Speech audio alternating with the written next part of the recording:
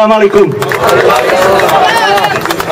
Comrades, brothers, sisters, mums and dads, children, grandfathers, grandmothers, trade unionists, people from all walks of life in Scotland. It's absolutely superb to see this turnout, but also thank all the people that came out on Monday night and showed their absolute disgust at the actions of Israel and their overwhelming support for the actions of those protesters in the flotilla. Absolutely outstanding. The Fire Brigade Union have been intrinsically involved in supporting the Palestinian cause, and we will continue to do so. The assault on the Rachel Corrie this morning came, I'm sure to you all, is no surprise.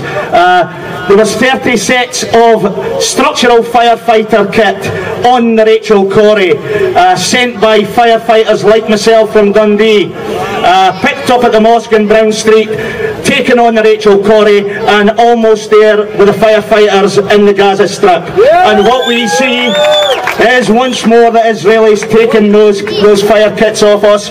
Well, what I would say to the Israelis here, use those fire kits to soak up the blood of the martyrs. Use those kits to represent the blood and the loss of the Palestinian people and the Turkish people who lost their lives on the boat on Monday.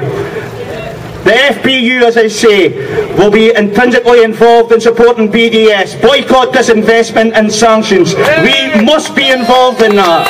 Go back to your constituencies that you live in. Support the BDS through involving your politicians, councillors, where you work, if you work within the social work, whether you're in education, whether you work in a local council. Get there and make sure that there's no involvement with any Israeli goods. Do that and we will win the campaign to free the people of Palestine and make sure that Palestinian people can trade freely with the rest of the world. That's very important.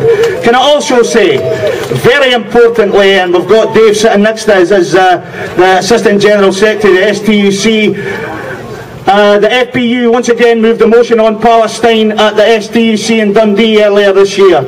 I would ask that now, and having once more seen the actions of the Histadrut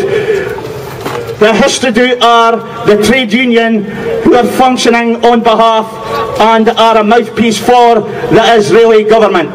We must remove all contact with the Histadrut. We must do that now. We must do that immediately. Shame on you, the Histadrut. You are not recognised now as brothers and sisters in the trade union movement.